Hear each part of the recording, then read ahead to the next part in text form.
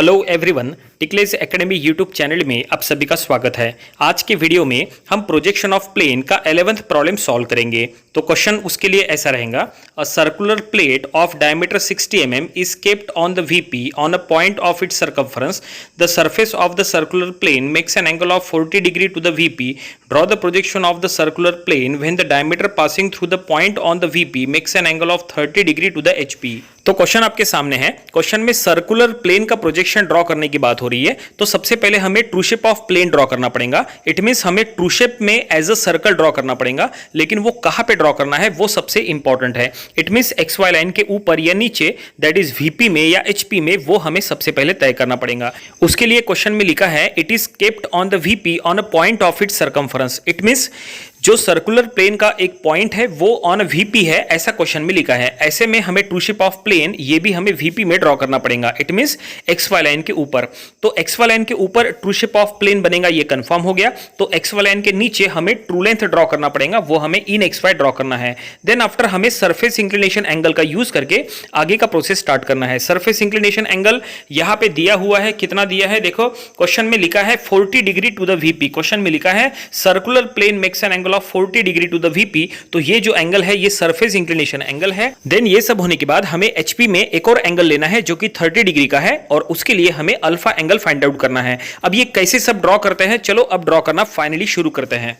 तो सबसे पहले हम एक्स वाई लाइन के ऊपर एक सर्कल बनाएंगे जो कि 60 mm डायमीटर का रहेगा, और ये सर्कल को अब हम डिवाइड करेंगे। हमने इसको 8 पार्ट में डिवाइड किया है, आप चाहे तो सर्कल को 12 पार्ट में भी डिवाइड कर सकते हैं। और अब हम यहाँ पे नेमिंग देंगे, और सभी में डैश लगाना कंपलसरी है क्योंकि एक्स वाई लाइन के ऊपर बन रहा है, इसलिए A dash, B dash, C dash, D dash, इस तरह से सभी में डैश लगाते हुए ये हमने true shape of plane as a circle बना लिए। और अब यहाँ पे सभी पॉइंट के प्रोजेक्शंस नीचे लेके आएंगे परपेंडिकुलर टू एक्स वाई, क्योंकि हमें ट्रू लेंथ ड्रॉ करना है।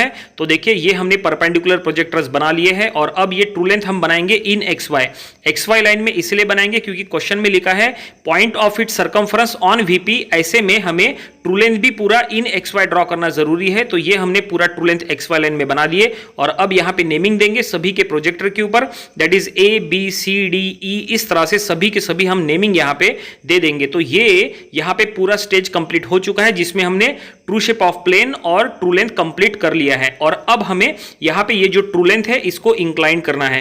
ट्रू लेंथ को इंक्लाइन करना है by using surface inclination angle, और सरफेस इंक्लिनेशन एंगल कितना दिया है, 40 डिग्री का क्वेश्चन में दिया है। तो चलो सरफेस इंक्लिनेशन एंगल लेंगे, लेकिन सरफेस को इंक्लाइन करते समय ये जो ट्रू लेंथ है उसका जो लेफ्ट कॉर्नर ए है वो हम यहां पे इन एक्स वाई रखेंगे, that is in X Y, it means in VP, ऐसा हम रखेंगे। तो ये देखिए ये जो हमने एंड ए है ये हमने इन एक्स वाई रखे हैं, और अब हम सरफेस को इंक्लाइन करेंगे 40 डिग्री से। सरफेस को इंक्लाइन करना यानी ही ट्रू लेंथ को इंक्लाइन करना है। तो ये हमने प्रोटेक्टर का यूज करेंगे और यहां पे 40 डिग्री का एंगल लेंगे। तो ये हमने एंगल लेंगे कितना, 40 डिग्री का, एक्स वाई लाइन से नीचे 40 डिग्री का एंगल, और यहां पे हम जो ट्रू लेंथ है वो हम यहां पे इंक्लाइन करेंगे। ट्रू लेंथ का लेंथ कितना है, ट्रू लेंथ का लेंथ वो भी 60 mm हो जाएगा, क्योंकि सर्कल का डायमीटर 60 mm है, तो ट्रू लेंथ का लेंथ भी 60 mm है। तो ये देखिए ट्रू लेंथ का लेंथ हम यहां पे मार्क करेंगे 60 mm, और ये एंड ए से लेके यहां पे जो नेक्स्ट एंड है वो रहेगा एंड ई। तो ये जो एंड है ये हम कहेंगे एंड ई, और अब बीच के सभी पॉइंट्स को हमें मार्क करना है, और उसके लिए हम कंपास का यूज करेंगे। ये देखिए कंपास में ए से लेके डीएफ तक का लेंथ हमने कंपास में ले लिए, ठीक है। कंपास का सेंटर जो है वो हम ए पे भी रखेंगे और ई पे भी रखेंगे, क्योंकि दोनों साइड में लेंथ सेम है। ये देखिए कंपास का सेंटर ए पे रखे, यहां पे एक मार्क किए, और अब उतना ही लेंथ कंपास का सेंटर ई पे रखे और ए की तरफ हमने मार्क किए, और अब बीच का जो पॉइंट है वो भी हमें मार्क करना है सी और जी का। तो ये देखिए ए से लेके सी जी का हमने लेंथ कंपास में ले लिए। कंपास का सेंटर ए पे रखो या ई पे रखो, और बीच का जो पॉइंट है वो हमें मार्क करना है। और अब यहाँ पे सभी का नेमिंग दे देंगे, और सभी पॉइंट के प्रोजेक्टर्स हम वर्टिकली ऊपर लेके जाएंगे, और फ्रंट व्यू से भी हम प्रोजेक्टर्स लाएंगे। और अब हमें नया यहाँ पे फ्रंट व्यू ड्रॉ करना है। ये देखिए दोनों ए के प्रोजेक्टर्स यहाँ मिल रहे हैं, तो ये हमें नया पॉइंट मिल गया A1 डैश। उसी तरह से ये बी का प्रोजेक्टर, और इधर से भी बी का प्रोजेक्टर, यहां मिल रहा है नया पॉइंट B1 डैश। उसी तरह से इधर से ये सी का प्रोजेक्टर, इधर से सी का प्रोजेक्टर, दोनों यहां पे मिल गया, नया पॉइंट मिल गया C1 डैश। और ये डी का प्रोजेक्टर, दोनों डी के प्रोजेक्टर यहां मिलेंगे D1 डैश। उसी तरह से सभी पॉइंट्स हम यहां पे मार्क करेंगे और अब ये सभी को हमें ज्वाइन करना है। ये देखिए सभी पॉइंट्स हमें मिल चुके हैं फ्रंट व्यू में, सभी को हमें ज्वाइन करना है और ज्वाइन करने के लिए हम फ्रेंच कर्व का यूज करेंगे। आप चाहे तो फ्री हैंड भी ज्वाइन कर सकते हैं, लेकिन जो भी आप ड्रॉ करेंगे वो आपको डार्कली ज्वाइन करना है। तो फाइनली ये हमने यहां पे एक इलिप्स बना लिए है फ्रंट व्यू में, लेकिन सॉल्यूशन अभी भी कंप्लीट नहीं हुआ है क्योंकि अब हमें यहां पे 30 डिग्री वाला एंगल अटेम्प्ट करना है। क्वेश्चन में एक और एंगल दिया है 30 डिग्री टू HP। क्वेश्चन हमने आज के वीडियो के डिस्क्रिप्शन में दे दिया है, वहां से भी आप देख सकते हैं। तो क्वेश्चन के अकॉर्डिंग क्वेश्चन में यह लिखा है कि diameter passing through the point on VP makes an angle of 30 degree to the HP।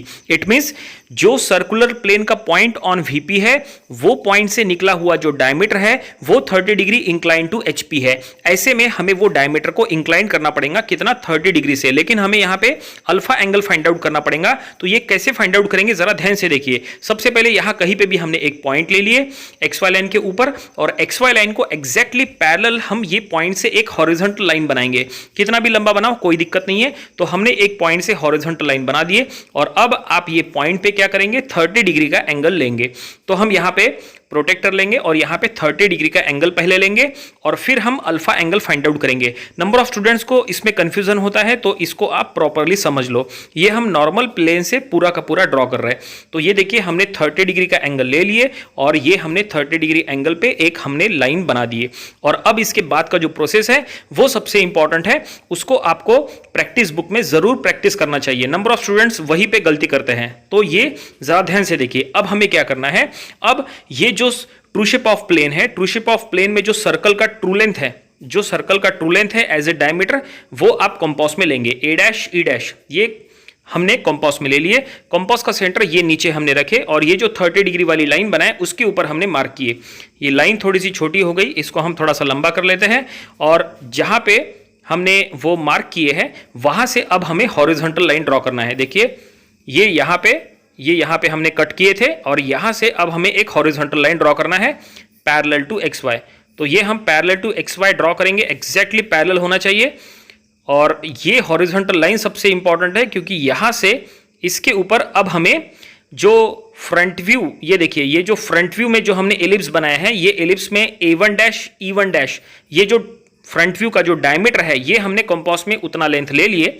और अब कंपास में ये जो हमने फ्रंट व्यू के डायमीटर का जो लेंथ लिए है, कंपास में ये लेंथ, कंपास का सेंटर ये हम नीचे रखेंगे जहां 30 डिग्री का एंगल लिए और ये जो हॉरिजॉन्टल लाइन बनाए उसके ऊपर हमने कट कर दिए। और अब ये जो पॉइंट मिला, ये पॉइंट और ये नीचे का पॉइंट, दोनों को हम ज्वाइन कर देंगे और ये थोड़ा सा हम डार्क बना देंगे और ये हो जाएगा new A1 dash E1 dash. ये थोड़ा सा इंक्लाइन है, A1 डैश E1 डैश, हम इसको नेमिंग भी दे देंगे। ये सबसे इंपॉर्टेंट है, नेमिंग देना जरूरी है। तो ये जो A1 डैश है, A1 डैश E1 डैश, ये हमने यहाँ इंक्लाइन पे बना दिए। ऊपर का जो पॉइंट है A1 डैश, ये हम यहाँ दे देंगे A1 डैश, और ये जो नीचे का पॉइंट है ये हम यहाँ दे देंगे, दैट इज E1 डैश। ठीक है, और अब हमें रिमेनिंग पॉइंट्स मार्क करना है। ये जो एंगल हमें मिला है ये है एंगल अल्फा, हम ये एंगल को अल्फा कहेंगे जो कि 30 डिग्री से ज्यादा है। ये एंगल अल्फा कितना है वो हमें प्रोटेक्टर से चेक करना पड़ेगा और ये एंगल हमें रिजल्ट में लिखना है। तो ये एंगल हमने मेजर कर लिए है, अप्रोक्सीमेटली ये 44 डिग्री का एंगल है और ये हम यहाँ पे रिजल्ट में लिख रहे हैं। तो फाइनली ये A1 डैश E1 डैश ये हमने यहाँ पे इंक्लाइंड यहाँ पे बना दिए हैं जो कि अल्फा डिग्री से इंक्लाइंड है। ये देखिए जो हॉरिजॉन्टल है वही यहाँ पे इंक्लाइंड आ चुका है। और अब हमें रिमेनिंग पॉइंट्स अगर मार्क करने हैं तो रिमेनिंग पॉइंट्स मार्क करते समय सबसे पहले ये जो ऊपर का G1 डैश है वो हम मार्क करेंगे। और G1 डैश मार्क करने के लिए हमने E1 डैश G1 डैश का लेंथ हमने कंपास में ले लिए। कंपास का सेंटर E1 डैश पे रखते हुए हमने ऊपर और नीचे ऐसे आर्क बना दिए और अब उतना ही लेंथ जितना E1 डैश G1 डैश के बीच में है उतना ही लेंथ ऊपर भी है नीचे भी है, दैट इज C1 डैश की तरफ। और A के साइड से अगर आप चेक करेंगे तो भी वो लेंथ ऊपर नीचे बिल्कुल सेम है। तो ये लेंथ हम अब कंपास का सेंटर A1 डैश पे रखेंगे और ये जो ऊपर के जो आर्क आपने जो बनाए थे उसके ऊपर आप कट करेंगे। तो फाइनली हमें ऊपर में G1 डैश और नीचे में हमें C1 डैश, ऐसे दो पॉइंट हमें और यहाँ पे मिल चुके हैं। और अब हमें रिमेनिंग पॉइंट्स मार्क करना है। तो रिमेनिंग पॉइंट्स मार्क करते हुए फिर हमें आगे इलिप्स ड्रॉ करना है। देखिए ये जो चारों पॉइंट्स है वो चारों पॉइंट्स हमने यहाँ पे मार्क कर लिए हैं। हम इनडायरेक्टली ये पूरा जो इलिप्स है वो यहाँ पे रीड्रॉ कर रहे हैं। तो रीड्रॉ करने के लिए हमें सभी पॉइंट्स यहाँ पे मार्क करना पड़ेगा। तो देखिए E1 डैश से F1 डैश का लेंथ हमने ले लिए, ऊपर का और नीचे का लेंथ सेम है और यहाँ पे भी A1 डैश के ऊपर रख के अगर हम चेक करेंगे ऊपर का और नीचे का जो लेंथ है H और B का ये पूरा लेंथ सेम है, तो हम यहाँ पे E1 डैश पे रख के ऊपर और नीचे आर्क बना रहे हैं। तो ये देखिए, और इतना ही लेंथ अब हमें A1 डैश पे रखना है और A1 डैश पे रखते हुए हमें फिर से ऊपर और नीचे जो है वो ऐसे यहाँ पे आर्क बनाना है। और अब इतना ही लेंथ हमें, तो ये अगर आप चेक करेंगे तो ये G1 डैश के ऊपर रख के अगर हम देखें तो दोनों साइड में जो है लेंथ ऊपर नीचे बिल्कुल सेम है। देखिए G पे रखो और नीचे C1 डैश पे रखो तो ये लेंथ पूरी तरह से सेम है। तो ये कंपास में उतना ही लेंथ हम रखेंगे कंटिन्यू और C1 डैश के ऊपर रख के ये जो आर्क बनाए थे उसके ऊपर कट करेंगे,